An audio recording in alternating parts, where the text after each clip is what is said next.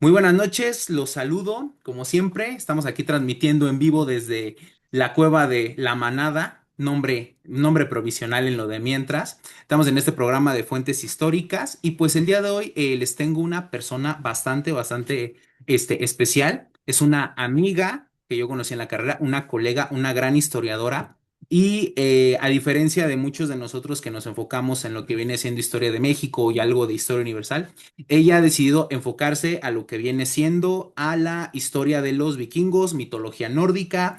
Y pues vamos a ver este día, pues vamos a ver de qué trata todo este asunto, ¿no? Les presento, ella es la historiadora Daniela Miranda. Se las presento. ¿Cómo estás, Dani? Hola, muchas gracias. Bien, amigo, ¿qué tal tú?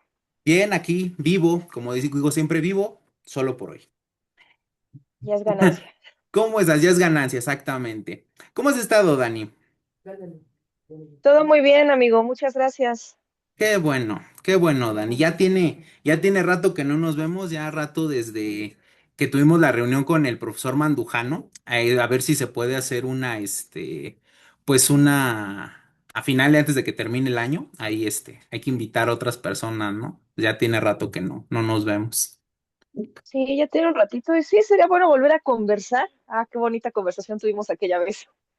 Sí, claro. La bronca con el profesor Mandujano, y si nos está viendo, saludos, profesor, es que luego muchas veces termina la cosa y él ya se quiere ir, ¿no? Entonces, a mí lo que me gustaría es que después nos quedáramos un poco para conversar un poco más, ir a dar un rolón entre los demás, ¿no? Y no nada más irnos a comer y ya, porque es grato ver al profesor, pero pues luego sí, como que sí me gustaría quedarme un poco más tiempo, al menos en mi opinión. Sí, la verdad es que aquella vez sí, también lo noté un poquito apresurado. Profe, si está viendo esto, yo lo quiero mucho. Sería muy bonito volver a conversar otra vez con él. Si algo que Sí. siempre he dicho, mi santo patrono de la carrera fue él. Sí, claro. Para los que no sepan, les comento, el profesor Mandujano es el profesor que nos dio en la universidad, específicamente en el área de Historia Universal.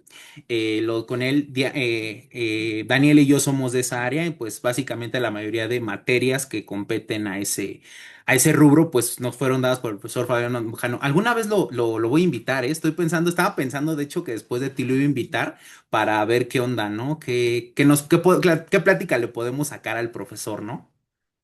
Ah, qué maravillosa idea, claro que sí. Pero bueno, Daniela, egresada, ¿quieres que diga de dónde eres egresada? Adelante.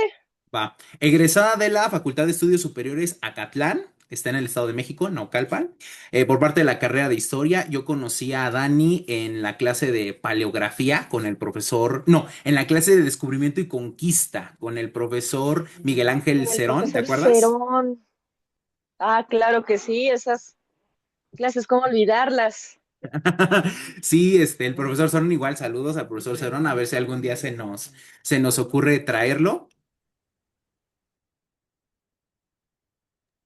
Y entonces, pues ya, aquí me surge una pregunta, Dani. ¿Por qué historia nórdica? ¿Por qué esta onda de los vikingos? Sé que tienes también experiencia en lo que viene siendo finlandés, me parece. ¿Estás aprendiendo finlandés?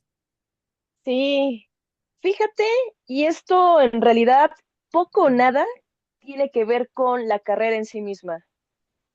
Fíjate, en realidad algo que yo le puedo deber muchísimo mi interés es a dos rubros en particular.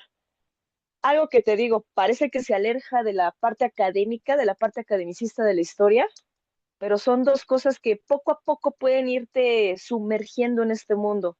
La cultura popular tiene muchísima culpa de ello y en mi caso son los videojuegos y la música también.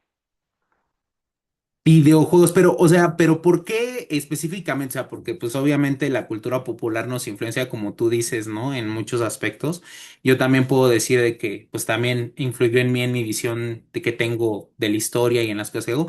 Pero ¿por qué te llamó la atención los vikingos? Eso sería algo bueno que nos mencionas. ¿Por qué los vikingos específicamente? Porque para los que no sepan, antes de que Dani conteste, también a Dani le gusta mucho esta onda de Oriente. Entonces Dani también está metida mucho en esta onda del Japón, pero he visto más que le pega más a la onda nórdica. Entonces, pero ¿por qué esta onda de lo nórdico, Dani?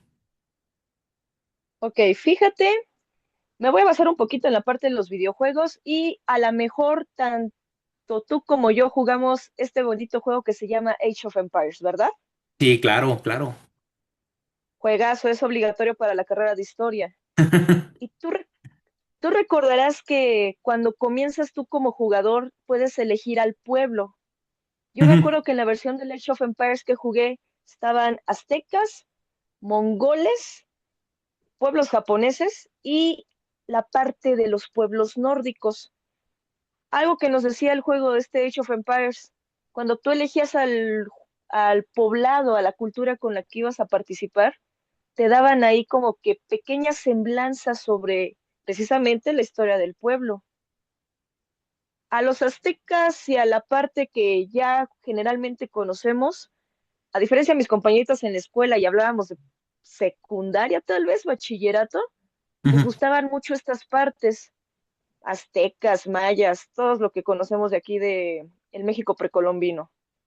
Pero algo que en particular a mí me llamaba la atención era sobre todo la parte del juego que decía que estos vikingos, estos pueblos nórdicos, fueron capaces de saquear lugares lejanos para ellos, como Lindisfarne en Inglaterra, donde todo comienza, únicamente llevando unos barquitos muy ligeros y algo que no se comparaba con la flota que tenían los ingleses para ese momento, y a mí se me hizo muy interesante, como un pueblo prácticamente venido de la nada, en una tierra fría donde está oscuro la mayor parte del año, pudieron llegar y hacer todo un cambio cultural y hasta también militar ahí en Europa.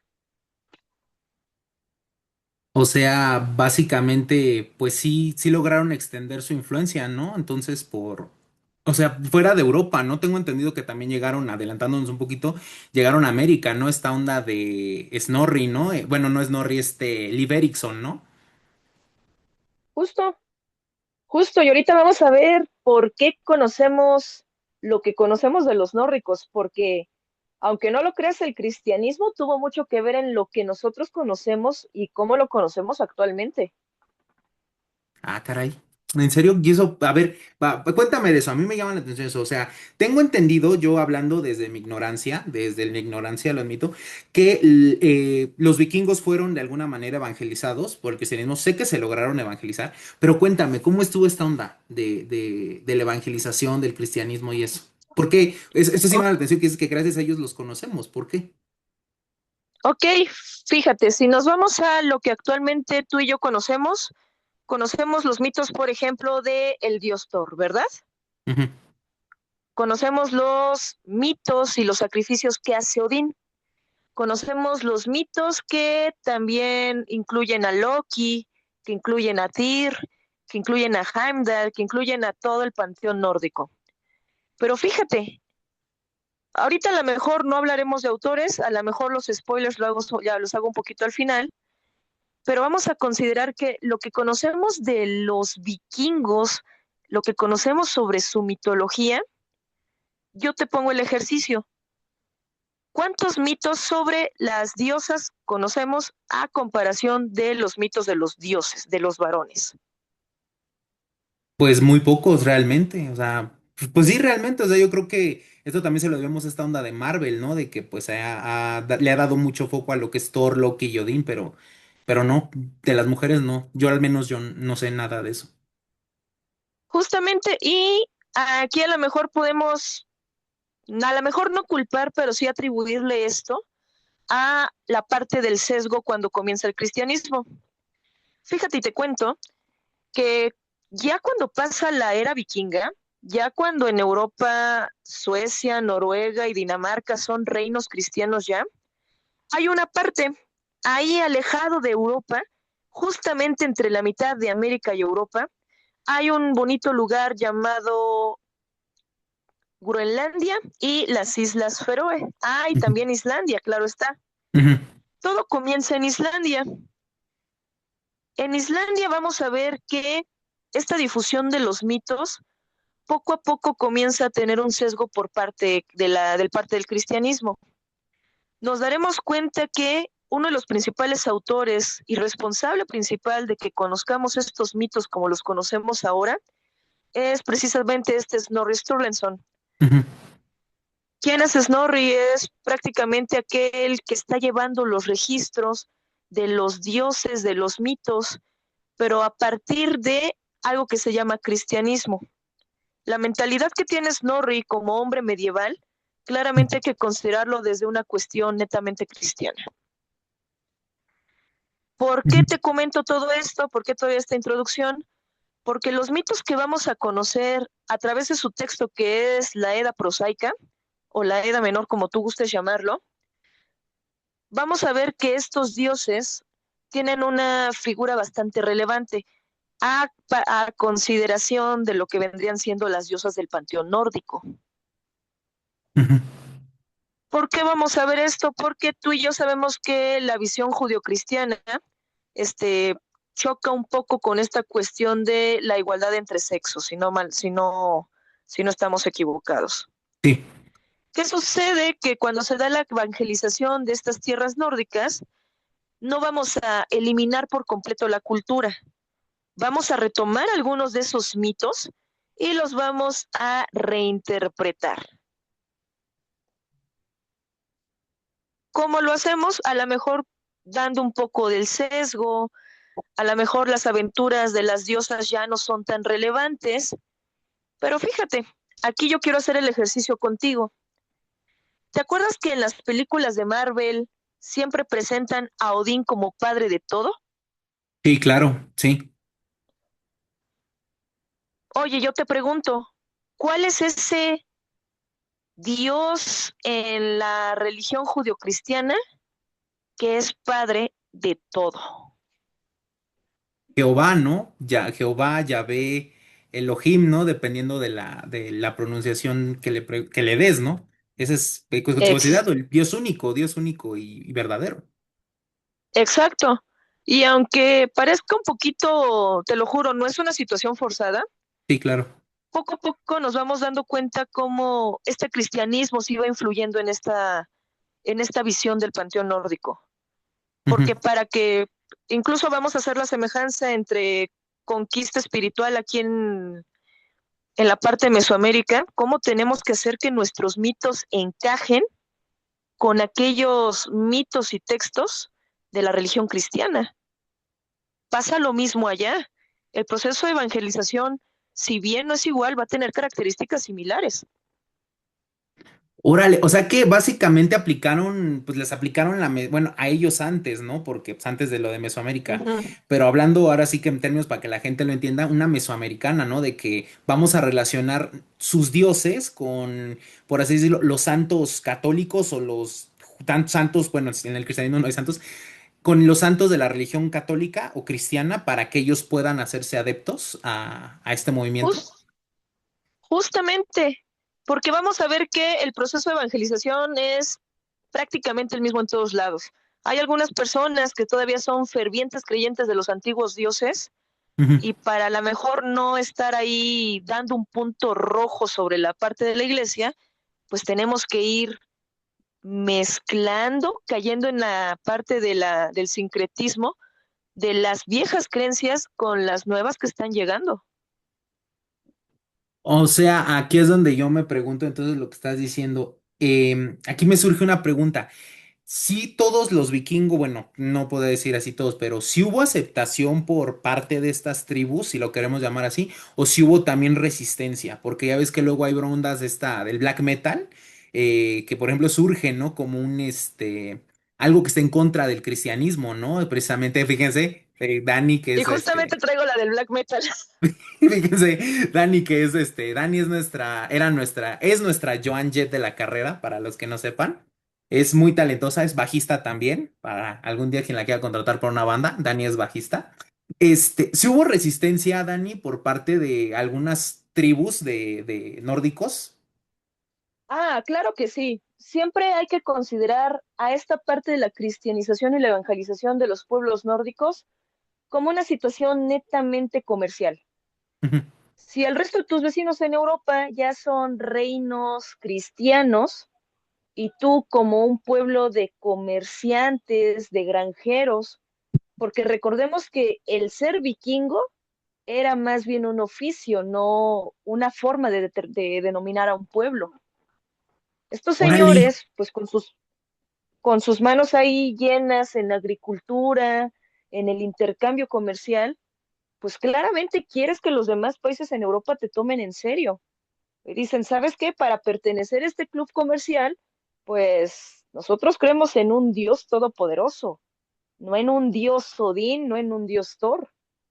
Casi casi aplicaron la de o te jalas o te quedas afuera. O sea, fue una onda netamente, o sea, también comercial, o sea, para poder comerciar con otros pueblos cristianos, o sea, pues, eso que me dice está bastante chido, ¿no? Porque, o sea, todos en Europa, pues ya el cristianismo estaba predominando en la mayoría de Europa, ¿no? Entonces, Justo. para de alguna manera no encerrar a estos pueblos, o mejor dicho, que estos pueblos no fueran marginados en el aspecto comercial, también fue una técnica de, pues, de unirse a ellos, o sea, no sé si me estás entendiendo. Sí, claro que sí. Es finalmente una técnica.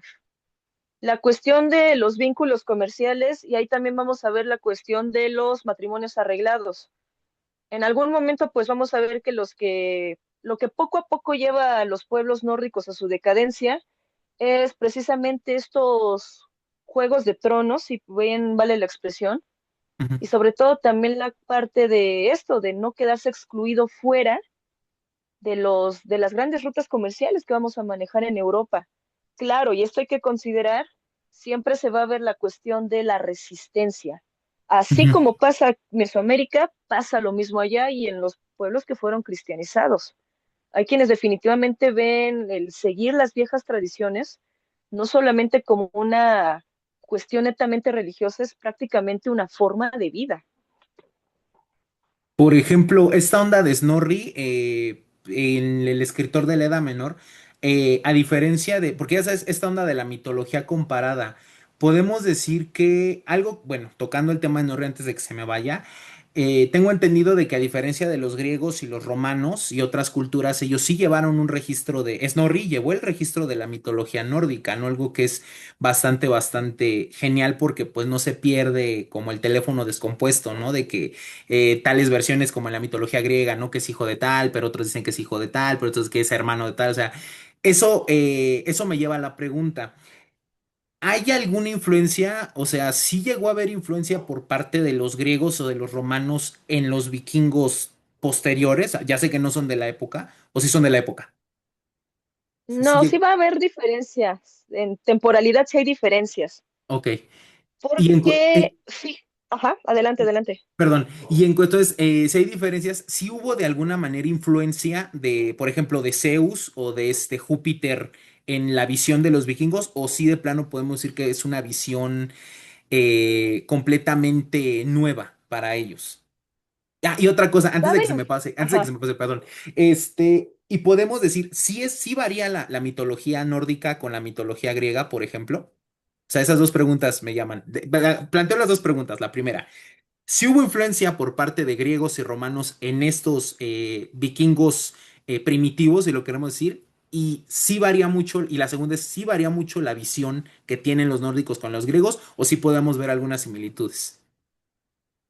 ok, vamos a ver lo siguiente.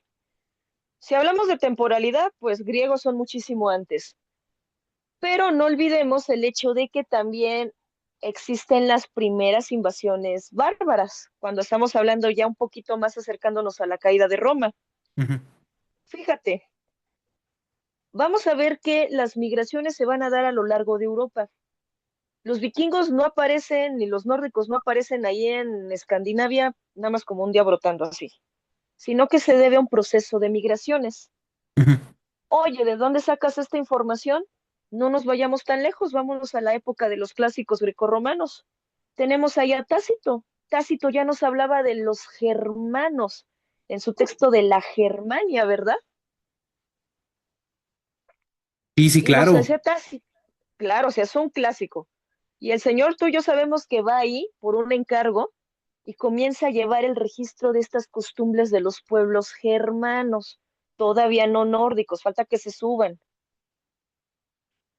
¿Qué tienen estos germanos? Tienen un dios que tal como me lo está diciendo este Tácito en su texto, es o el hijo de Júpiter, o se parece a Heracles, o se parece también al dios Marte, Vamos a ver cómo Tácito, con la lengua que él conoce y con lo que él conocía de su cultura, va a hacer estas semejanzas. ¿Por qué te digo esto? Porque poco a poco estos germanos van a empezar a diseminarse por Europa. Recordemos un poquito nuestras clases de historia medieval y la época grecorromana. Ujú. ¿Qué sucede? Estos señores dicen, me quiero ir para arriba, vamos a llegar a Dinamarca y de Dinamarca a ver a dónde llegamos. Llegamos a Suecia y vamos a empezar a ir por Noruega y todo el resto.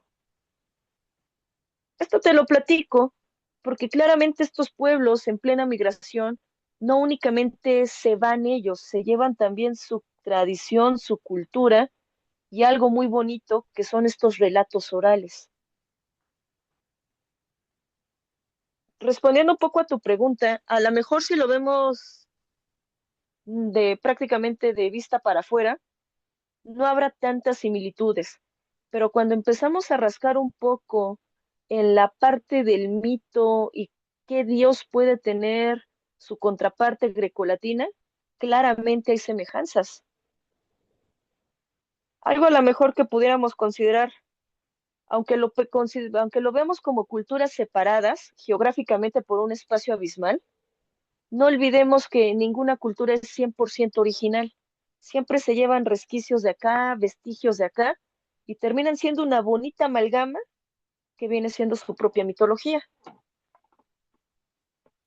Y en el caso sí varía bastante, o sea, porque ya ves, por ejemplo, en la visión de los griegos que hay esta onda del incesto, que está esta onda también de la zoofilia, que está esta onda también del sacrificio.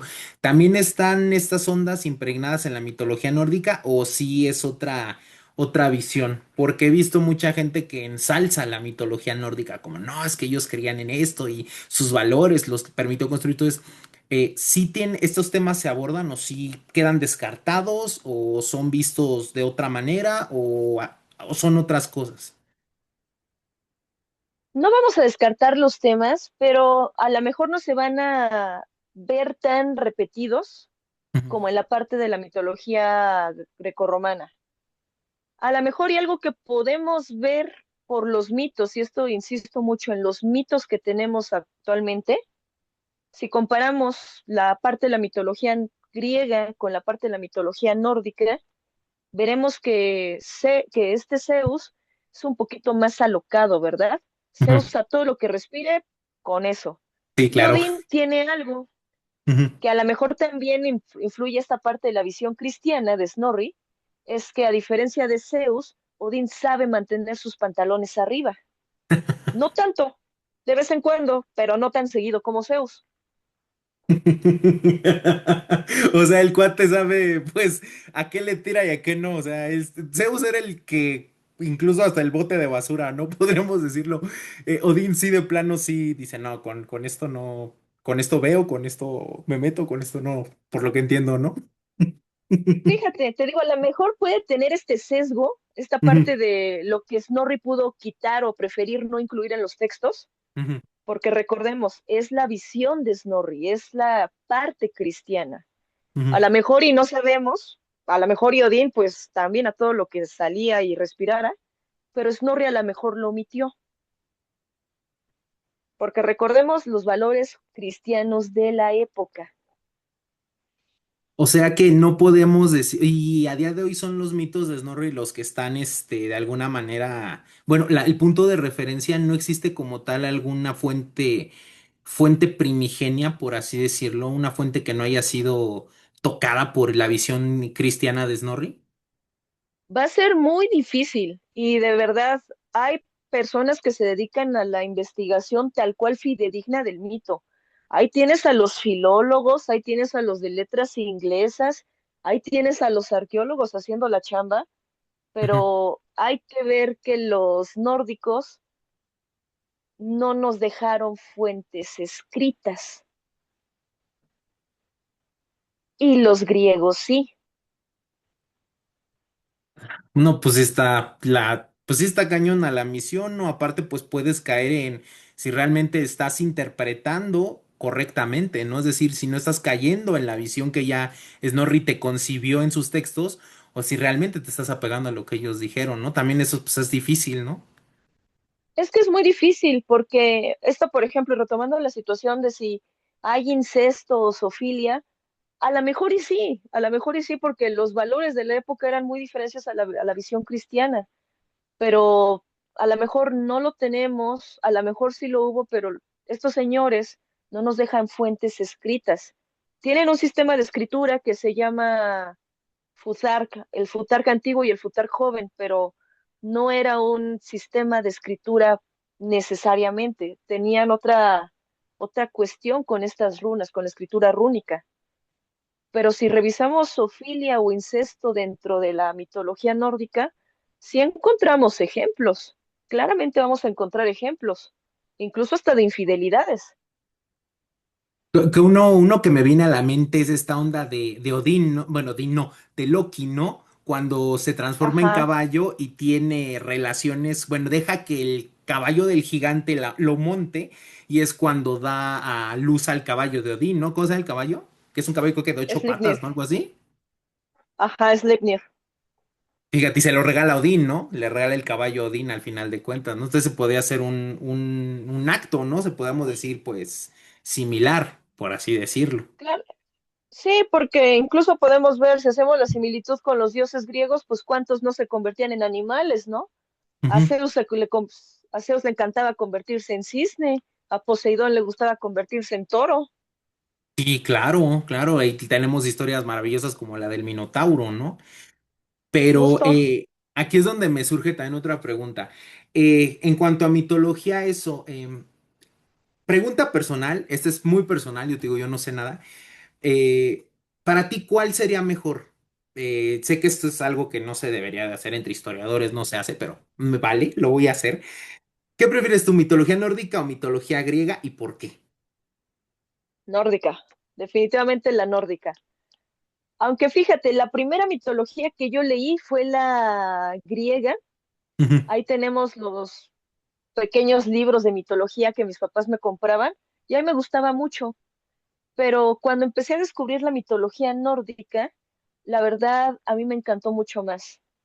Insisto, los relatos que conocemos son los de Snorri, aunque yo en ese momento no lo sabía. Me parecía fascinante el hecho de cómo lo narraban en estas partes mitológicas. Por ejemplo, te narraban de que había días donde el sol nunca se ponía y ujú, había días donde la noche era prácticamente duradera. ujú, Me encantó esta situación entre gigantes, me encantaba esta situación entre los elfos, entre los enanos, y algo que me gustó muchísimo es cómo nosotros pertenecemos a un mundo que está entrelazado a través de las ramas y las raíces del árbol único del mundo, que es el Yggdrasil. Cuando ujú. yo leí esto, a mí me voló la cabeza, e incluso de las primeras versiones que leí de los mitos nórdicos son las que escribe Neil Gaiman, el autor de Sandman. Claro, claro, para los que no conozcan a Neil Gaiman, bueno, a Neil Gaiman se le conoce por Sandman, yo creo que para el público más familiar, a Neil Gaiman se le conoce por Coraline y La Puerta Secreta, que es pues, su versión yo creo que más light, por así decirle, de sus escritos, pero también tiene un libro, ¿no? De mitología nórdica, me parece, ¿no, Neil Gaiman? Sí, de hecho, Neil Gaiman, cuando yo empecé a leer su libro, él es definitivamente fanático y estudioso de esto. Ujú. Por la manera en que lo narra, de verdad, si tienen la oportunidad de buscar ese libro, está en PDF incluso, si tienen la oportunidad de leerlo, se nota el cariño que tiene al momento de narrarte esos acontecimientos. La manera en que te lo narra es de una manera muy bonita y que incluso él en su lectura, en la parte del libro, te dice, imagínate como si estuvieras contando esto enfrente de una fogata con un cuerno de hidromiel y escuchándolo en una noche que no tiene final. Qué chido, suena muy, pero muy genial lo que me estás contando, o sea, Sí, es un libro maravilloso. libro maravilloso. ¿Cómo es que se llama para los que nos están escuchando? Es Los mitos nórdicos de Neil Gaiman y Ujú. si me permites 2 segundos, te lo traigo. Va, perfecto, perfecto. De mientras, chicos, estamos aquí haciendo una pausa comercial. Recuerden, si les está gustando, compartan este podcastini, compártanlo. Ya saben que lo pueden descargar iba a decir en PDF, en MP3 o lo pueden descargar directamente en alguna página sin ningún problema para que lo vayan escuchando por todos lados. Recuerden que este podcast tiene como finalidad darle voz a lo que yo llamo los historiadores de abajo, y no es un afán de desprecio o un afán despectivo, es un afán con respecto a que conozcan algo diferente, algo nuevo, que no se queden simplemente con lo que los historiadores encumbrados, a los cuales les agradecemos mucho porque pues hemos aprendido bastante de ellos, estamos acostumbrados, ¿no? Entonces es refrescante poder escuchar la visión de otras personas, de lo que llamamos, lo que yo llamo, repito, los historiadores de abajo, perdón. Entonces, eso me parece maravilloso. Entonces, seguimos adelante ahorita con esta plática. Y aquí viene Dani en poco rato. Vean la biblioteca que tiene. Dani es una ávida lectora, ávida lectora. Algo que yo he de confesar, Dani, y te lo confieso y pido disculpas si es inapropiado, pero luego no puedo evitar tomarle fotocapturas a tu biblioteca cada vez que la subes, tus nuevos títulos que subes en tus páginas de Instagram y tus redes sociales. Yo siempre le tomo captura porque digo, esto se tiene que leer. Esto está bueno. O sea, siempre digo, lo voy a leer y como mucha gente yo creo que lo tengo ahí guardado. Pero digo, esto se tiene que leer. ¿Por qué? Porque Dani luego tiende a escoger cosas, por lo que he visto, cosas fuera de lo común. O sea, no se queda básicamente con lo clásico, vaya, ¿no? Pero bueno, Dani, ¿nos ibas a mostrar el libro? Claro que sí. Y fíjate, me dio la oportunidad de ir a saquear aquí mi librerito, porque estoy transmitiendo desde mi cuarto. Ujú, Tengo ahí una pequeña repisa con prácticamente pura bibliografía nórdica. Traje como que algunos esenciales para mí. ujú. Ahorita traigo el de Snorri, que tontamente no lo traje, pero comencemos con este. Si están interesados como en introducirse en este mundo y sin que la lectura sea demasiado pesada, como la parte de los clásicos griegos o las epopeyas, este es el libro más recomendable, que son Los mitos nórdicos de Neil Gaiman. Es prácticamente un infalible, sobre todo porque este señor nos va llevando como hilo conductor desde el origen de todo hasta cómo va a ser el final de nuestro mundo.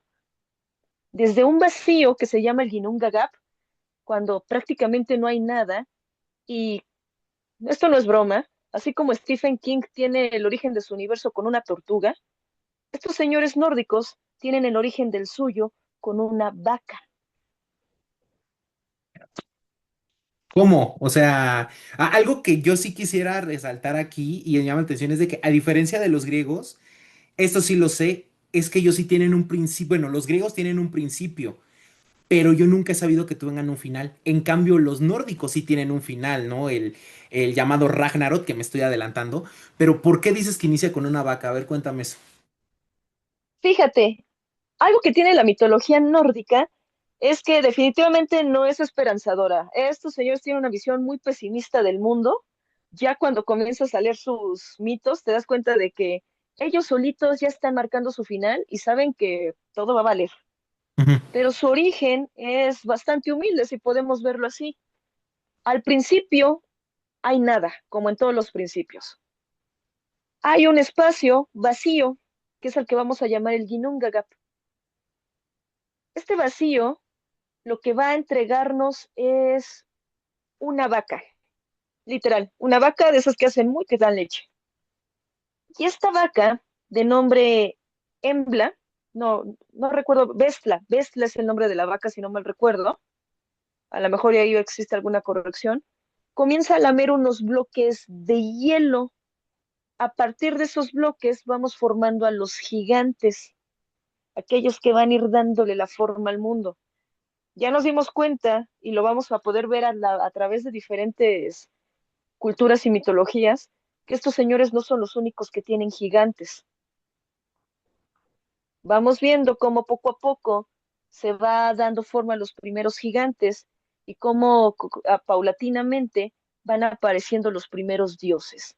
aparece Odín, aparecen sus hermanos Bill y Ve.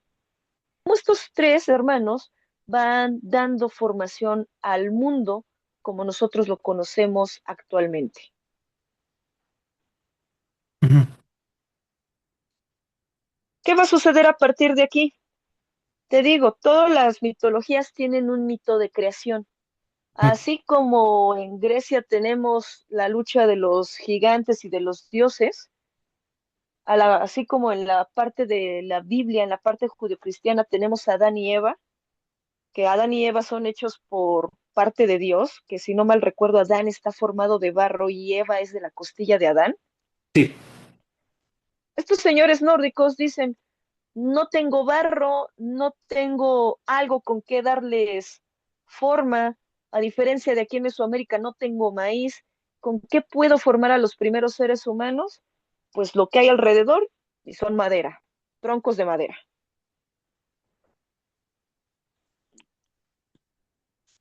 Y a partir de ahí, este señor Neil Gaiman, te digo, nos lleva como hilo conductor a través de las historias más populares, más conocidas de los dioses.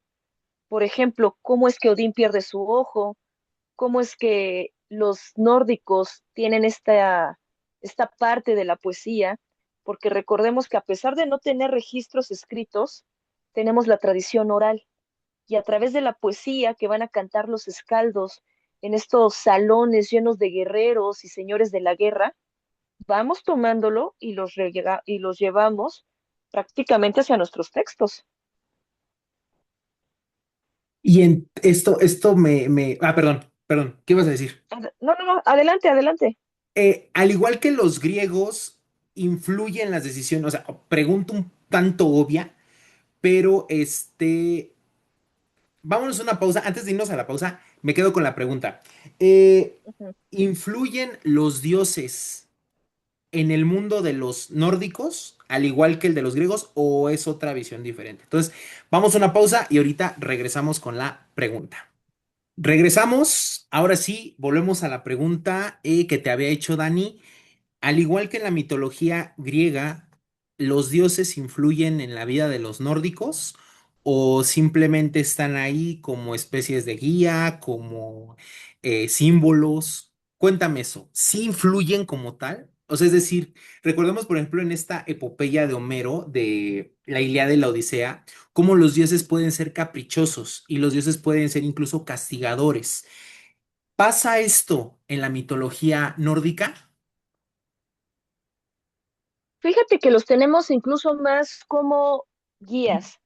Algo que hay que recordar con esta mitología nórdica es que los dioses pueden vivir, pueden morir incluso, y en realidad nunca van a ser como tal figuras morales o éticas, porque así como el humano falla, los dioses claramente lo van a hacer.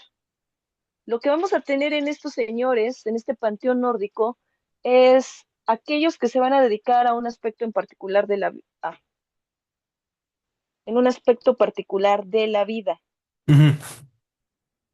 ¿Qué sucede aquí? Si influyen o no. Directamente habremos de decir que no.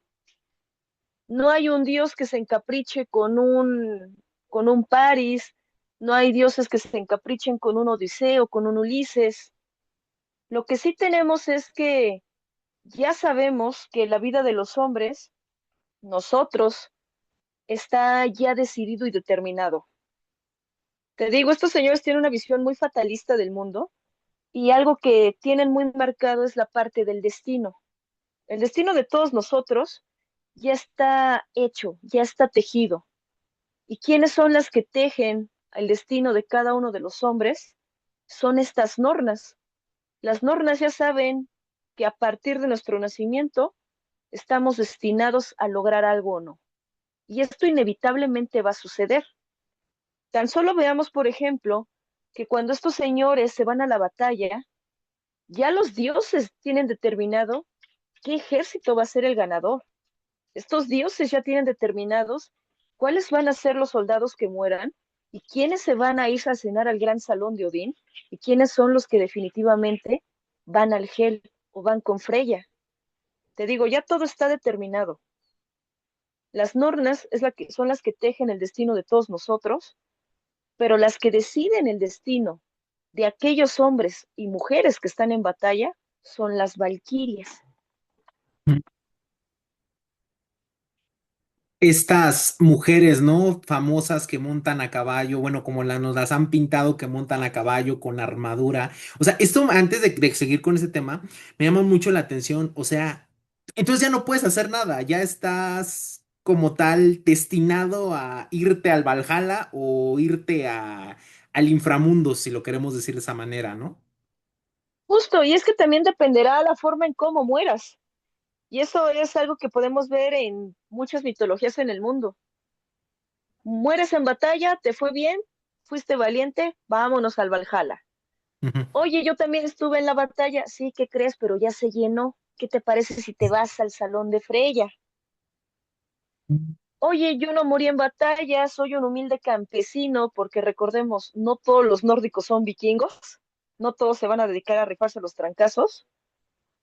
Si tienes una vida tranquila, si eres un campesino, si eres un ganadero o eres un humilde constructor de barcos, y tu muerte llega de una forma no tan gloriosa, pues a ti si te toca irte al inframundo de Hell, no va a ser muy bonito, no hay tanto glamour, pero es lo que alcanza.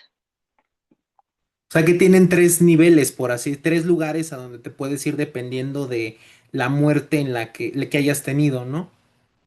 Justo, la gran mayoría, y esto, insisto, por lo que nosotros conocemos en la cultura popular, creemos que todos aquellos que mueren se van al Valhalla, pero que no siempre. Tenemos opciones. Que te vayas directamente a cenar con Odín y te prepares para la batalla del Ragnarok. Otra que te vayas con Freya y estés ahí tranquilamente. Y la gran mayoría del pueblo de a pie, por así decirlo, pues se va a ir al Hel. Mueres por enfermedad, mueres de vejez, mueres de una manera no necesariamente violenta. Ese va a ser tu destino. No manches. Ahorita que mencionaste eso de que hay campesinos y eso, yo creo que muchas veces eso pasa por alto, ¿no? O sea, porque la gente piensa que todos son vikingos, ¿no? Pero ahorita hace rato Justo. mencionaste algo muy, muy, muy importante. El ser vikingo era un trabajo entonces.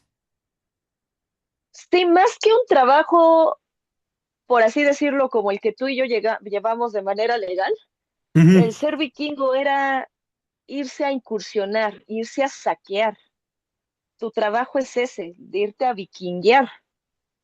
Los nórdicos van a tener sus oficios de cajón, agricultura, ganadería, curtidor, herrero, pero recordemos que Escandinavia no es una tierra muy fértil y el clima es un poquito complicado a comparación del nuestro.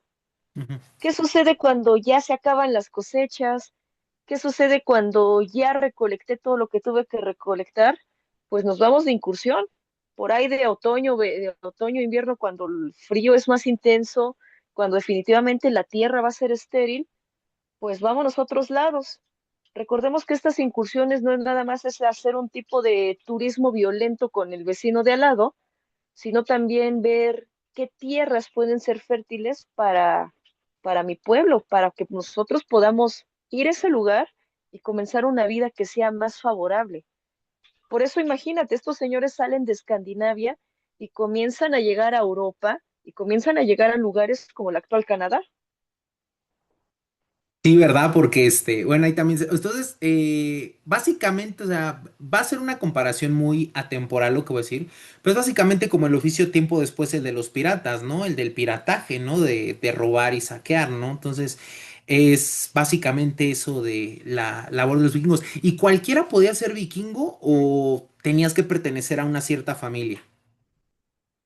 No, cualquiera lo podía hacer, siempre y cuando tú tuvieras a la mano dos cosas que te van a ser esenciales, un hacha y un escudo. Esta idea de que los vikingos peleaban únicamente con espadas, hay que ver que incluso es una cuestión de dinero. Ujú. La visión que tú y yo tenemos de los guerreros nórdicos, y eso tú lo puedes ver en cualquier representación de combate medieval, generalmente los vas a ver armados con cotas de malla, con espadas, con cascos que van a cubrir prácticamente la parte de la nariz y la parte de la cabeza de aquí atrás. Pero esos señores, los que llevan ese armamento completo, no son cualquier campesino. Estos señores pertenecen a clanes, pertenecen a familias poderosas. Si tú y yo nos queremos ir de vikingos, vamos a agarrar y vamos a tener lo que nosotros tengamos a la mano. Un escudo es infalible, pero si Ujú. tú y yo somos granjeros y trabajamos en el campo, claramente me llevo mi escudo y el hacha que yo utilizo para talar los árboles. Órale. Y también era permitida, es una práctica, no era una práctica exclusiva de hombres, ¿verdad? También las mujeres se podían lanzar al trote. Fíjate que sí, algo que es maravilloso y que a lo mejor muchas personas no van a tomar en consideración o que incluso pueden descartar mi comentario por el hecho de que soy mujer y quiero darle relevancia a esto, es que sí había mujeres vikingas. Oye, ¿cómo lo sabemos? Hay una cosa bien maravillosa que se llama antropología. Sí, claro. Déjame te cuento que se descubren los restos óseos de lo que parecía ser un jefe vikingo, un jefe guerrero, ahí Ujú, en Birka, Escandinavia. ujú, Por el tipo de ajuar con el que es enterrado, con el tipo de ofrendas, con el tipo de armamento, pensamos, "Ah, luego, luego, este es hombre". ujú. Pero ¿qué crees? Llegan los estudios químicos, llegan los estudios de la parte biológica y nos damos cuenta de que el tal guerrero no es niño, es mujer. Y entonces ahí como que empieza a revolucionarse todo y salen muchos sectores a decir, no, no, no, no, no, es que las mujeres no participaban activamente. Y dices, aquí está la evidencia antropológica. ¿Cómo le niegas algo a la antropología? Tú discute lo que quieras, pero aquí tenemos la base fidedigna de que sí existió. Sí, o sea, simplemente por el hecho de analizar la amplitud de los huesos de la cadera, ya con eso ya te dice mucho. Justo. Y se creía que era un jefe que había muerto en batalla porque el cráneo tenía una hendidura, tenía aquí una herida justamente en la frente que Ujú, fue hecha con un hacha. Te digo, o sea, todo parecía ir relacionado a que nuestro difunto es un hombre. ¿Qué sucede con la antropología y los estudios que se hacen pertinentemente después? ujú. Pues que el sexo era completamente distinto.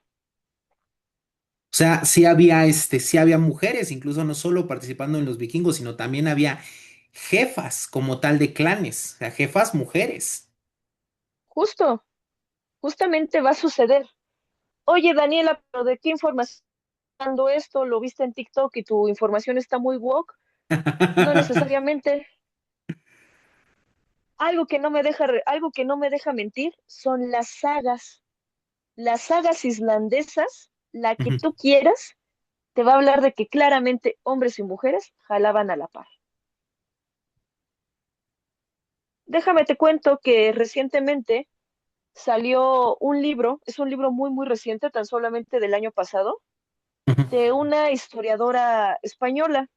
Tiene su canal de difusión en Instagram, también en TikTok y también en Facebook, y justamente lo tengo acá.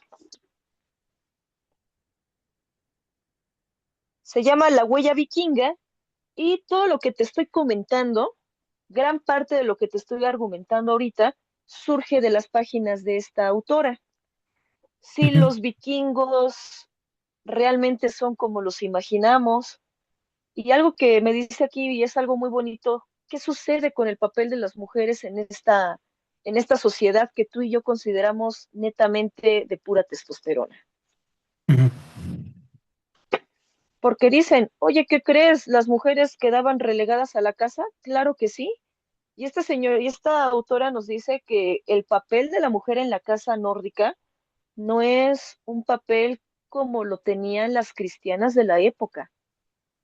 Lo que ya conocemos, podían divorciarse, podían heredar las dotes, incluso al fallecimiento del marido, estas señoras podían volver a casarse y podemos ver que también podían heredar tierras, algo que a contraparte de sus contemporáneas de la Europa cristiana a la mejor no tenían. También nos daremos cuenta de que precisamente a lo mejor no es una sociedad que podamos decir feminista y deconstruida, porque claramente no va a ser así, Ujú, sino de que simplemente estas señoras tenían una mayor libertad. Así como tenían libertad en algunas cosas, tenían restricciones en otras, como cualquier cultura antigua y en la actualidad. ujú. ¿Qué me están diciendo entonces? Que participaban activamente en las guerras, que participaban activamente en las rutas comerciales, porque no solamente los hombres se iban ahí a jugar a la ruta de la seda, también había mujeres comerciantes y que tenían así tenían una bastante cuestión económica dentro de sus manos. No manches. Qué chido, o sea, eso yo la verdad, yo tenía una idea, pero esto que me cuentas, wow, o sea, sinceramente no, me acabas de sacar de mi ignorancia completamente, algo que te agradezco bastante. Eso es algo bastante fascinante. La verdad, yo nunca me había, ya veo por qué te llama mucho la atención estos temas, ¿no? Porque yo creo que es algo nuevo para los que estamos acostumbrados a la cultura grecolatina, ¿no? Y es bueno salirse, pues, de esa tangente un rato. Pues de esto que dijiste de buscar en tierras fértiles. Mencionaste la cuestión de América, de Canadá. Aquí surgió un mito, hago un paréntesis rapidísimo y Dani seguramente me va a dar la razón.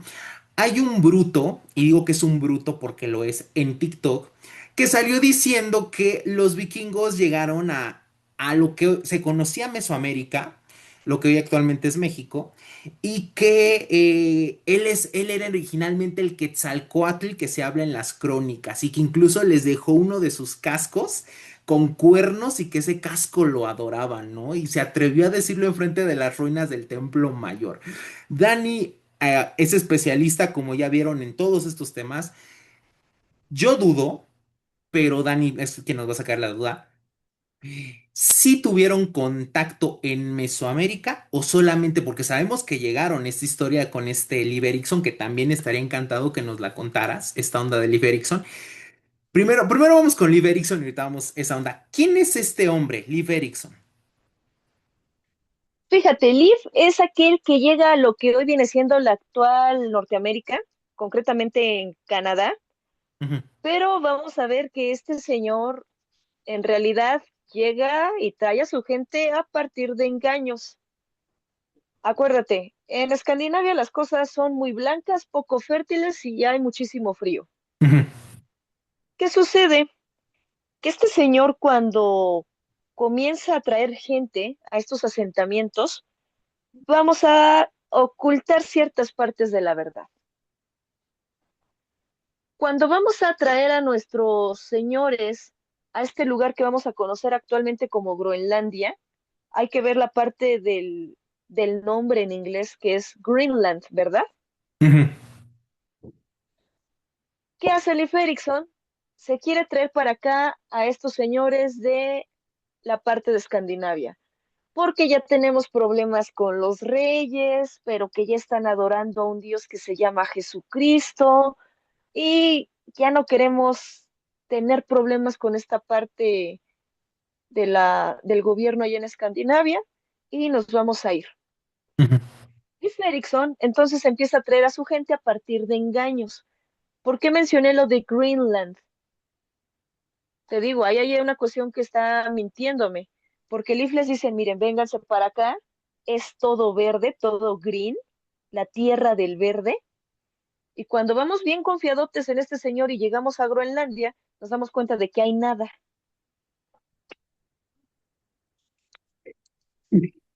Se los, se los chamaqueó completamente. Se los chamaqueo, la verdad.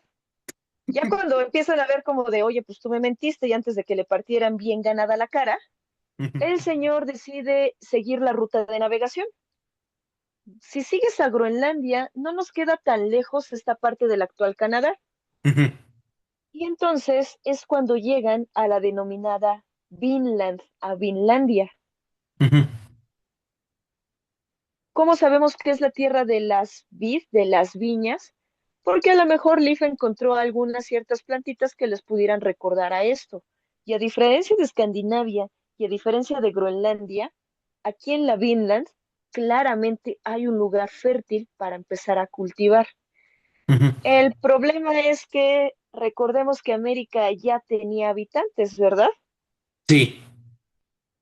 ¿Y qué pasa? Te digo, los nórdicos tienen muy bien ganada la fama de hacer turismo un poquito violento y claramente esto termina en una confrontación, en un enfrentamiento, donde incluso hasta hay muertos, resultan heridos y también parte de Leif Erikson pues termina dañado, o sea, también él sufre heridas dentro de esta incursión hacia Finlandia. Órale, o sea que sí tuvieron contacto con los nativoamericanos de lo que hoy es Canadá. Justo, oye Daniela, ¿de dónde estás sacando esa información? Nuevamente, todos nos remitimos a las sagas.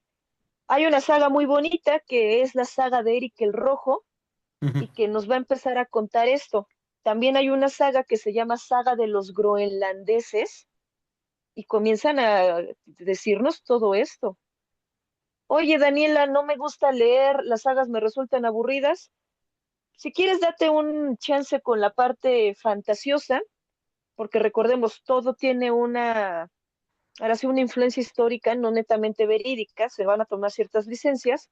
Ahí está el anime y el manga de Vinland Saga. Fíjate, hasta recomendación de animas, adaptaciones de anime se han hecho sobre estos temas, ¿eh? Qué chido, Justo, ¿eh? Fíjate, yo todo esto lo desconocía, ¿eh? Creo que en ese momento acabo de salir por primera vez de mi piedra durante mucho tiempo, porque yo todo esto lo desconocía, ¿eh? Y a todo esto, ¿cómo llega Liv Erikson? Según yo, se perdió, ¿no? Iba a un viaje de exploración, creo que se perdió, ¿no? Y creo que él llegó él solo. Es lo que sé. ¿Cómo llega este cuate a lo que llamas como Greenland, que es actualmente Groenlandia? fíjate que se va a deber de los viajes de Leif Erikson, tenemos muchas versiones.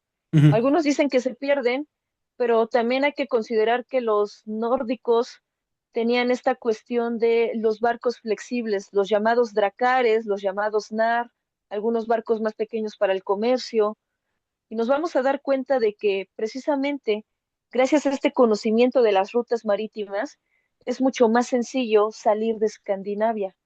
Tenemos bien mapeado el terreno de Europa, ujú. tenemos bien mapeado el terreno de Medio Oriente, pues tan solamente hay que ver hasta dónde llegaron. Estos señores son los que forman la actual Kiev. Fíjate. O sea, llegaron hasta el territorio ruso, básicamente. Exacto. Novgorod, Kiev. Estos señores, de verdad, tenían una fascinación por el turismo. Órale, qué Respondiendo a tu chido. pregunta, Ajá, sí, o sea, llegan a un chingo de lados. Y ajá. respondiendo a tu pregunta, Leif era un marinero. Decir que se perdió a lo mejor es un poquito atrevido. A lo Ujú. mejor las condiciones climáticas no fueron del todo favorables, pero recordemos que tienen conocimientos marítimos. Y al final, esta villa, ¿por qué no triunfa? O sea, ¿fue principalmente por los problemas que tuvieron con los nativos o les aburrió y dijeron, ¿saben qué? Pues ya es momento de regresar a casa o algo así. Algunos vuelven a casa, algunos quedan asimilándose. Ujú, Recordemos que cuando una cultura asimila a la otra, se pierden grandes rasgos de la cultura que llega. ujú. Y también porque al final estos asentamientos no van a prosperar. Estos enfrentamientos que tenemos con los nativos americanos son los que propician gran parte el regreso a Escandinavia o el regreso a Groenlandia o el regreso a Islandia. Y volviendo a la pregunta inicial y lo que dijo este bruto, sí es lo cierto lo que él dice. Hay que tomarlo con pincitas. A ver, Tómalo con explícame, muchas ¿por qué? pinzas. ¿Por qué? A ver, explícame. Sabemos que llegaron a Canadá, ¿verdad?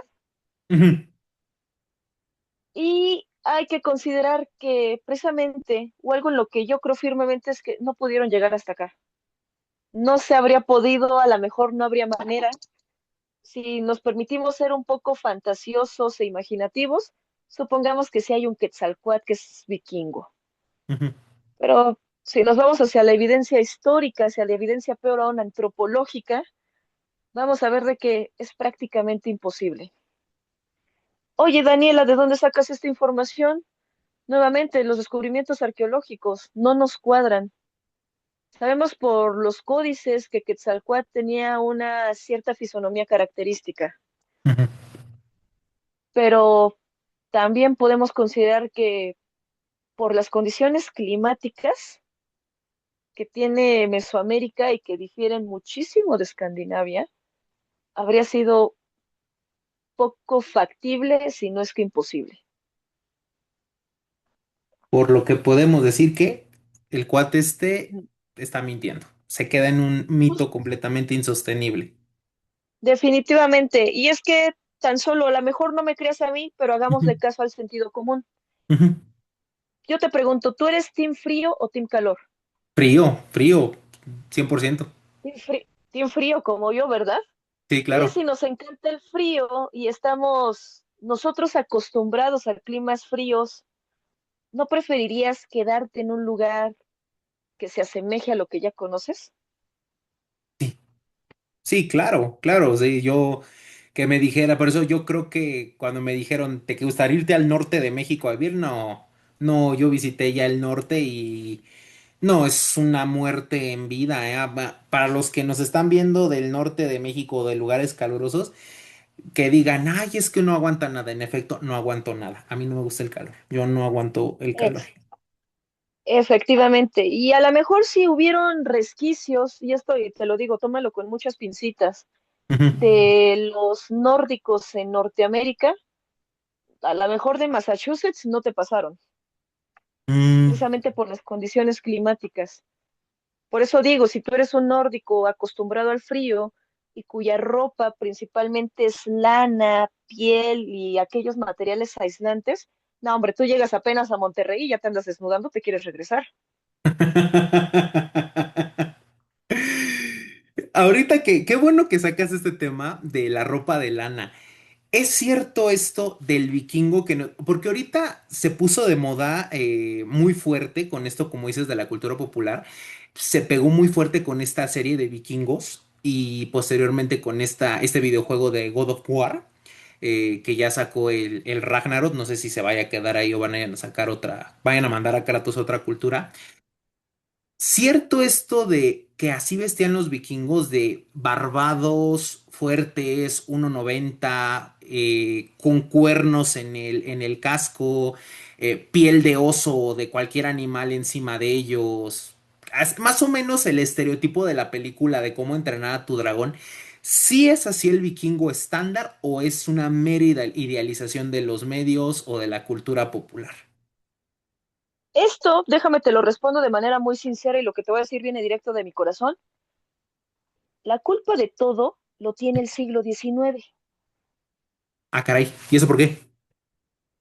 Déjame te cuento. Y si te digo que la culpa de todo lo tiene el siglo XIX, hago paréntesis, no importa cuándo estemos escuchando esto o no importa cuándo lo leamos, el siglo XIX tiene la culpa de muchas cosas, es precisamente el cómo representamos al vikingo en la cultura popular. Ujú. Tan solo la cuestión de los cascos con cuernos, déjame te digo de antemano, y es algo ya bien sabido, es una mentira. Si tú te vas a una batalla con un casco con cuernos, en realidad es muy poco práctico. Y si te llegas a caer y el casco se te cae, pues igual ahí quedaste porque se te clava. ¿A quién le atribuimos esta bonita idealización del vikingo con casco con cuernos? A un señor llamado o apellidado Wagner, Richard Wagner. Claro. Tú y yo sabemos que en su ópera de El Anillo del Nibelungo y sobre todo en la parte de la cabalgata de las Valquirias ha hecho muchísimo daño. Me encanta Wagner, me encanta El Anillo del Nibelungo, pero sí se la voló bastante. Ahorita que mencionas a Wagner, me iba a aventar un chiste, pero es muy político. Bueno, no es un chiste, fue una anécdota, la voy a contar. En una ocasión me tocó que me invitaron a escuchar una interpretación de Wagner. Iba a ser ahí en la Ciudad de México. Y me da risa porque les digo, yo no puedo, para los que no sepan, Wagner es alemán. Eh, y yo les digo a estas personas, ¿no? Les digo, ¿sabes qué? Yo no puedo ir al concierto. ¿Por qué no? Le digo, es que yo no puedo. ¿No te gusta Wagner? Le digo, me encanta Wagner, pero yo no puedo escuchar tanto a Wagner. Dice, ¿por qué no? Le digo, es que cada vez que lo escucho durante mucho tiempo me entran unos enormes deseos de querer invadir Polonia, ¿no? Entonces, por eso descarto a Wagner en esas situaciones, ¿no? Pero eso de las Valquirias, para que no sepan, es esta canción la del tin tan tararán, tan tararán, tan tararán, tan tararán. Es básicamente esa la de las Valquirias, si no me equivoco, si no me corrigen. Eh, pero entonces esta onda, a Wagner se le ocurre entonces esta onda de meterle cuernos al casco a las Valquirias porque imagino que era una representación teatral, ¿no? Justo. Pero recordemos que esto sucede en el siglo XIX, insisto, la culpa de todo lo tiene el siglo XIX. Ujú, Comenzamos con la reinterpretación de los hechos.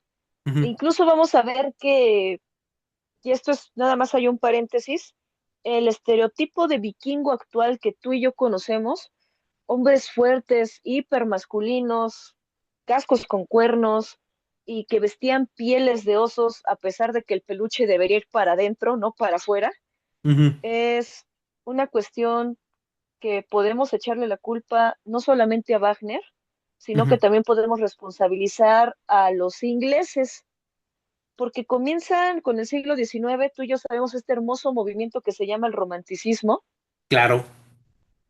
como me encanta el romanticismo, caray, y los ingleses, tú y yo sabemos que se sienten dueños de todo, Sí. por algo tienen el imperialismo, ¿no? Sí, por algo también ¿Qué tienen sucede? el Museo Británico, ¿no? Que se han robado Puesto un montón de obras y que están exhibidas ahí. Pero bueno.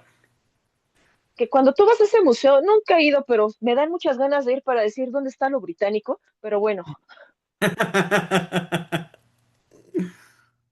empiezan ellos a rescatar esta parte del nacionalismo. Oye, ¿dónde están nuestras raíces? Dicen los ingleses. Ah, claro, con los bretones, ¿no? Con la parte de los celtas, los galeses. Pero recordemos que también los vikingos llegaron por ahí. Y entonces, cuando nos damos cuenta de que existe una parte del ADN viking, en la parte del ADN nórdico en los ingleses, también comienzan como que a entusiasmarse y ellos empiezan a reinterpretar e incluso a escribir sus propias historias nórdicas.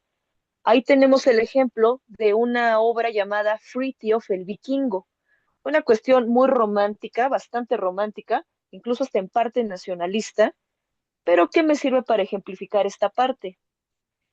Retomando la parte de Wagner, nos daremos cuenta de que son estas reinterpretaciones que surgen con el siglo XIX, esta parte de los nacionalismos y el rescate de las tradiciones, en la cual vamos a considerar que también la pintura tiene bastante que ver ahí. Pinturas como por ejemplo la de Frank Dixie, las de Peter Nicolai Arbo, que se encuentra en el Museo de Noruega, nos van a representar estos vikingos como hombres muy altos, hombres muy fornidos, y que si el cuerno no lo traían aquí para tomar, aunque si tú traes un cuerno en el cinturón mucho tiempo hasta es incómodo, ya lo he intentado, lo vamos a poner en los cuernos.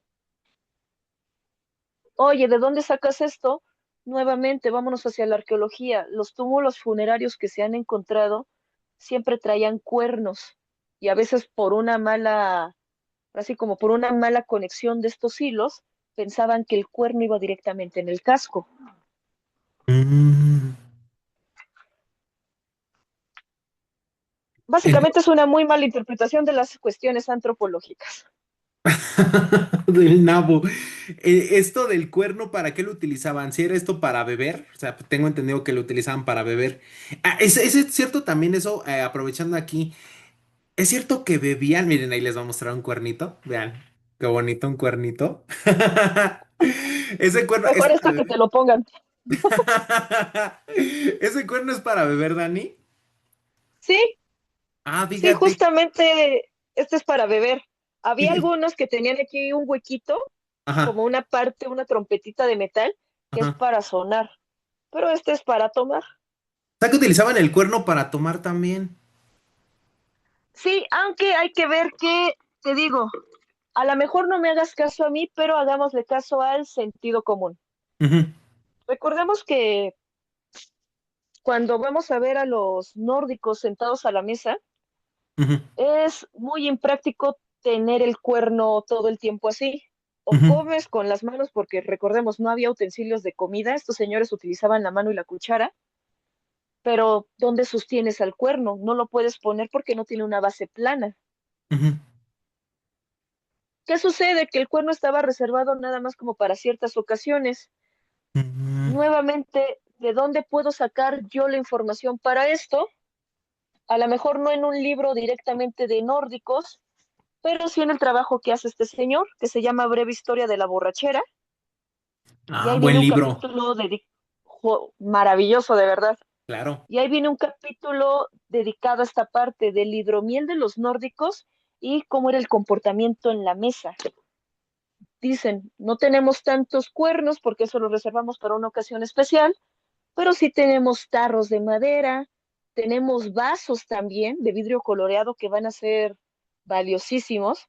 Y mientras tú tuvieras vasos de cristal en tu mesa, tú le dabas a entender a tus invitados que tu familia tenía un buen estatus económico. Órale, qué chido. Entonces también aquí podemos descartar la idea de que tomaban hidromiel en el cráneo de los vencidos. Ah, sí, claramente eso no. Te digo, hazle caso al sentido común. La parte del cráneo tiene huequitos, se te va a salir todo el líquido. No, aparte de que sería una monserga tener que limpiar el cráneo y adaptarlo, ¿no? Una cosa sumamente, este, laboriosa, ¿no? En mi opinión. Así es, justamente. Y Y retomando bueno, la parte de, ajá, ajá, adelante. no, dime, dime. Y retomando la parte de la vestimenta, te digo, la cultura popular sirve para muchas cosas, aunque también a lo mejor tenemos un poquito ahí el daño. Cuando tú vas a alguna representación o recreación de ferias medievales, tú te vas a encontrar a muchos vikingos de fantasías Miguel, como yo los denomino. No estoy siendo despectiva porque yo también me he vestido como vikingo de fantasías Miguel, así que yo también me estoy tirando tierra. Pero, pero vamos a ver, qué es más lógico, Octavio? ¿Que el peluche vaya por fuera o el peluche vaya por dentro para que te caliente? No, pues por dentro, yo de tonto saco el peluche por fuera, ¿no? O sea, pues, pues sí, la verdad es que sí. Te digo, se ve chido, se ve hasta mamalón, pero para fines prácticos no va a funcionar. Es que muchas veces dicen es que eran fuertes, ¿no? ¿Sí es cierto esto, la estatura, de que medían 1,90 m, 2 metros fornidos, o sí variaba como tal? Va a variar. Recordemos que en el norte de Europa, y eso tú lo puedes ver hasta de manera tangible, Ujú, son mayoritariamente altos, ujú. pero tampoco es que fueran gigantes de 2 o 3 metros. Tenían una altura alta si lo consideramos al resto del promedio de Europa. Más o menos entre unos 70 y algo, 1,80, 1,80 y algo. Ajá, como un 80 y algo, a lo mejor 1,90.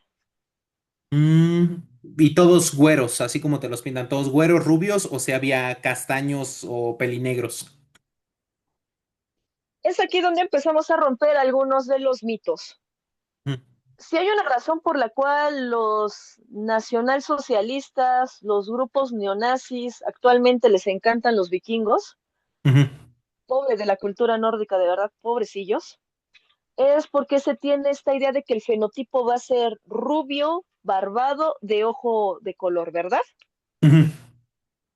Tú ya sabemos que los ojos de color son una mutación genética, no existen. Los que los tienen así tienen una rara mutación en el ojo, Sí, claro. pero pero nos daremos cuenta de que los vikingos, así como tenían estos señores nórdicos el afán de llegar a nuevas tierras, también les gustaba la cultura local. Entiéndase que también les gustaban las lugareñas. Ujú, ¿Qué sucede? Que pues cuando a lo mejor la persona rubia se encuentra con la persona, no sé, del Cáucaso, a lo mejor las sajonas, a lo mejor las de Medio Oriente, nos daremos cuenta de que hay ciertas cuestiones que van a predominar. Nuevamente, a lo mejor no es mi materia, pero recordemos las clases de biología, ¿cuál es el gen dominante? ujú. Y Sí, el entonces gen. vamos a ver de que, El, exacto, el gen. El gen dominante, para los que no saben, en este caso es un experimento que hizo creo que Mendeley, creo que Del de, las leyes de ajá, Mendel, ajá, sí, en el que básicamente si tú pones un frijol negro y un frijol blanco y los juntas, hay más probabilidades de que el frijol te salga negro. Entonces, en este caso a lo que se refiere Dani es de que, en este caso, si lo juntáramos con una mujer de Medio Oriente que tiene la piel aperlada o morena o bronceada, como lo quieran decir, es más fácil y se juntara con un nórdico, es más fácil que el niño o la niña que saliera producto de esa relación sacara el color de la mamá, tanto de la piel como del cabello oscuro como de los ojos. Eso es a lo que se refiere Dani. Tal vez hasta la así tercera o es. cuarta generación de niños, el niño podría salir rubio y de ojo azul. Pero mira esto que me dices, o sea que sí hubo, por así decirlo, mestizaje entre los nórdicos, entre los vikingos, si lo queremos decir de esta manera. Sí, claro que sí, y es lo mismo, o sea, así te insisto con la comparación, a lo mejor es un tanto redundante. Así como pasa en Mesoamérica y en las Américas, va a Ujú, pasar allá también. ¿Qué sucede? Que, por ejemplo, en la serie de Vikings, ujú, aquellos que la hayan visto recordarán que hay un personaje que se llama Halfdan el Negro, ujú, que es hermano de este Harald Feinherr. ujú. Las sagas claramente me hablan de un tal Harald Hardrada o Feinherr, pero también me hablan de Halfdan el Negro. Oye, pero no era negro porque tenía la cara toda tatuada, no, era negro porque precisamente el color de su cabello era oscuro. Era poco común, sí, pero no era imposible ver a estos hombres nórdicos entre tanta cabellera rubia que distinguiera un cabello negro, un cabello castaño. Te digo, era poco probable, pero no imposible, porque vamos a ver que el mestizaje pues se va a dar por todos lados. Entonces sí, confirmado. Entonces, lo que nos decía Dani es ideología del Partido Nacional Socialista, esto de los nórdicos. La parte del fenotipo, pues sí, hay que ver que ahí está nuevamente, ¿no? Cómo damos un uso político a la historia, Ujú, de cómo para poder nosotros argumentar y sustentar algo históricamente, pues tenemos que irnos a donde si la historia ya no alcanza, está la mitología, ¿no? ujú. Está la parte ya más intrincada de la, podemos decir, de esta parte histórica. Vamos a ver entonces que los señores nórdicos no únicamente gozan de esta parte local, sino que gracias a todas sus rutas comerciales, claramente llegamos a más lugares y pues claramente queremos participar, ¿no?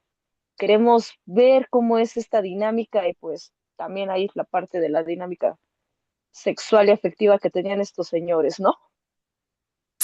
Fíjate qué chido. Entonces, en la vestimenta, básicamente, ¿cómo se vestían así en términos súper simples? ¿Cuál era? O sea, si ya descartamos toda esta onda de los osos y eso, ¿cómo se vestían ellos, Dani? Va a ser generalmente ropa de lana. Ujú, Recordemos que pues todo tiene que estar cerca de nosotros, nuestros materiales. Va a ser ropa de lana. Vamos a ver que estos señores utilizaban a veces una camisa larga, cinturones, cinturones de cuero, y también utilizaban prácticamente unas botas para la parte de las calzas también, porque recordemos que toda la indumentaria tiene que ser práctica, porque van a ser algunos trabajos rudos los que hagamos. Van a tener también que ser ropas que aguanten la temperatura y sobre todo la humedad. Recordemos que los fiordos y la parte escandinava es precisamente muy húmeda. y por ejemplo, ya pasando un poquito ya para salir del tema de la vestimenta, obviamente todo esto de la idealización de alguna manera no solamente impregnado en los videojuegos y en las series, podemos decir que Vikingos, pues a final de cuentas también es una idealización, ¿no? Sí, O si hay también. partes, o si hay partes que sí son acorde a la historia vikinga. Hay partes que son acordes a la historia, pero precisamente esta serie hace, se toma ciertas licencias. ¿Existe un Ragnar Lodbrok? Claro que sí. Semilegendario, claramente. ¿Existe un Rolo? Claro que sí.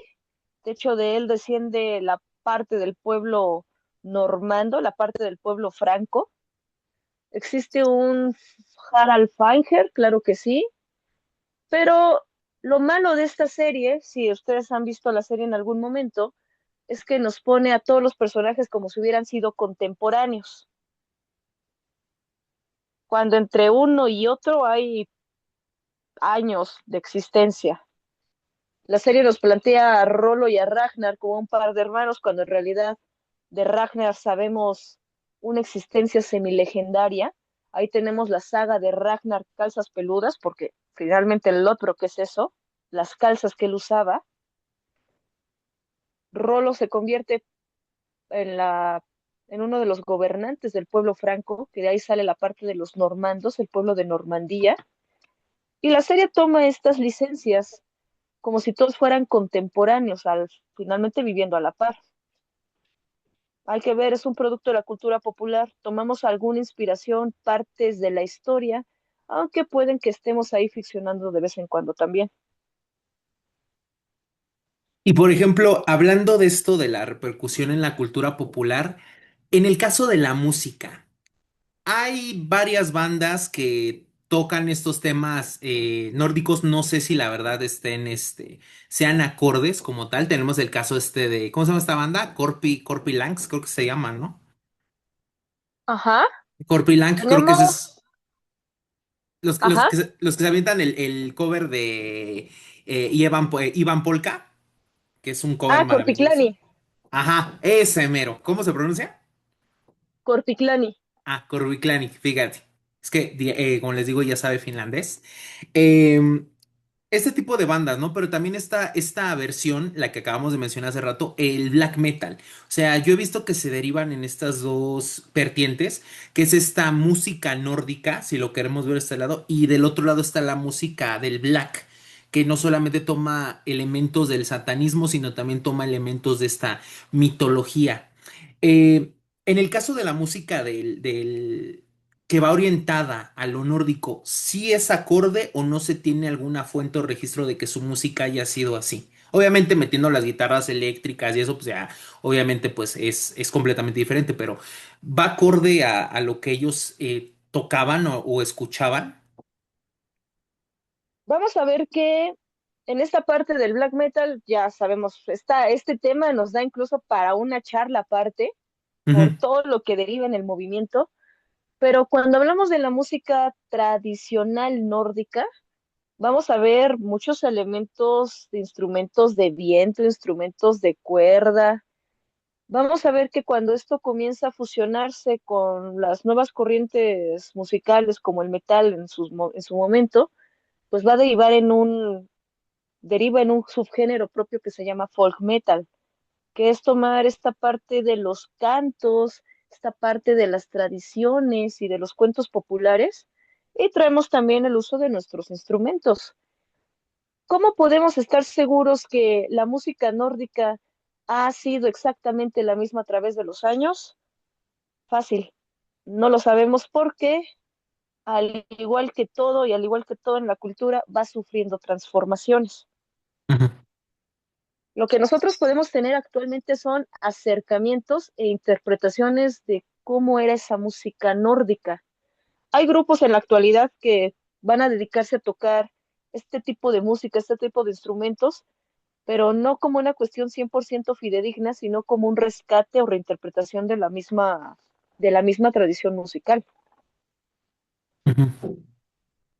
Y en el caso, por ejemplo, del black es como una oposición, ¿no? Tengo entendido a los ideales cristianos, ¿no? Es como un retorno, por así decirlo, a su pasado nórdico, ¿no? Que lo que quieren lo que querían estas bandas, ¿no? Cuando estaban recién surgiendo allá en Noruega y todos estos países nórdicos, ¿no?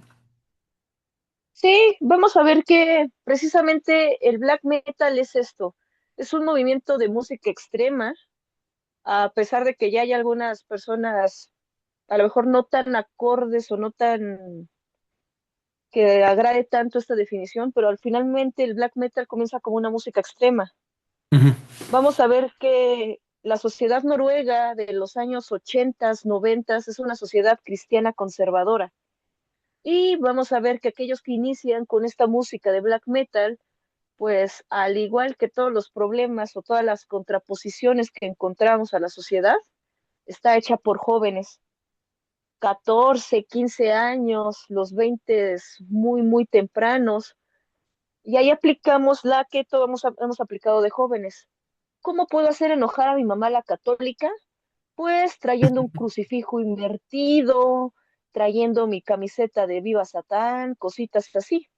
Y es lo que van a hacer estas bandas al final, mostrar una oposición directa a una sociedad conservadora y cristiana.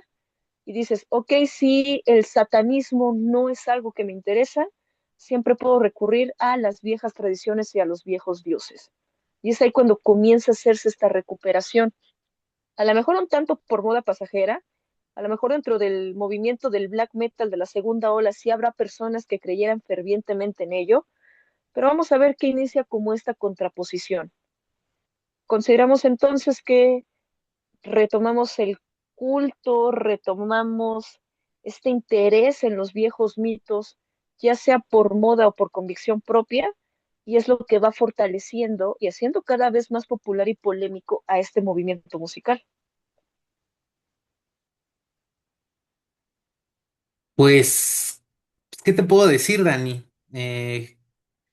Creo que muchos de los temas que se han tocado aquí, pues, son nuevos para mí, desde el vamos lo digo, y creo que también para la gente que nos está escuchando. De verdad es algo que, sinceramente, te digo, yo no sabía nada. Me sorprende bastante tu nivel de erudición, no sin afán, despectivo.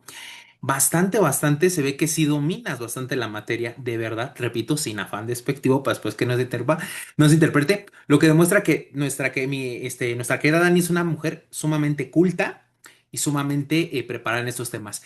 Para finalizar nuestra charla, amiga, ¿consideras necesario que se empiece a implementar estos temas, por ejemplo, no solamente en la cultura popular, sino en el ámbito educativo? Porque ya ves que muchas veces nos encerramos en el tema de Europa, pero Europa no pasa de lo que viene siendo Francia, Inglaterra y Alemania.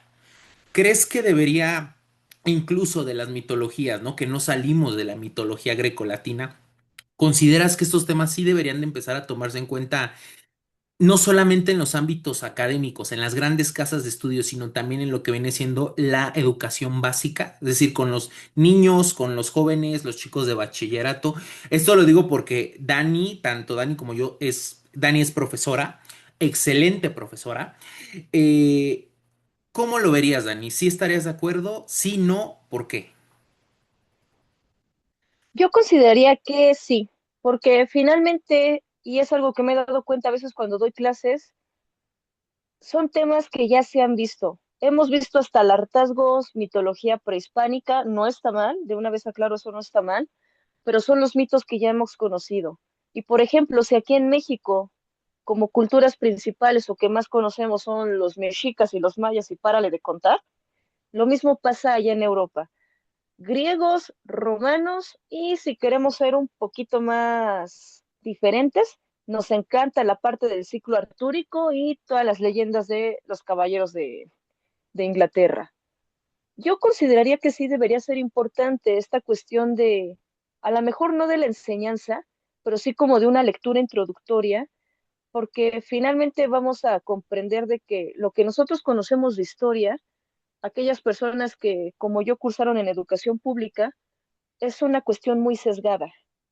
No conocemos más allá de aquello que ya se nos ha enseñado o aquello de lo que hemos tenido a disposición para leer. Fíjate, y ahí yo, haciendo un poco mención a la cosa muy bonita que me dijiste, la cuestión de que la erudición del tema, te puedo decir desde el ya que es bastante complicado encontrar fuentes al español de estos temas. Es un Ujú. conocimiento que, la verdad, yo como tema particular siempre trato de venir cultivando mucho más. No me puedo considerar una gran experta en el tema, te comparto lo que yo sé y finalmente sé que de este tema, que es tan solo la historia y mitología nórdica, podemos llenar bibliotecas. El problema es que hay muy pocos libros en español Son muy pocos los autores en español que se están dedicando a rescatar este tipo de cuestiones.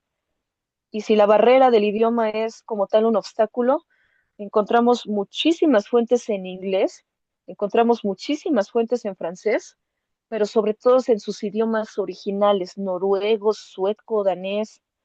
Es una faena poder encontrar textos que no sean, por ejemplo, netamente históricos o netamente filológicos, como este de Snorri, que son las Edas, o un estudio netamente histórico militar como lo es este.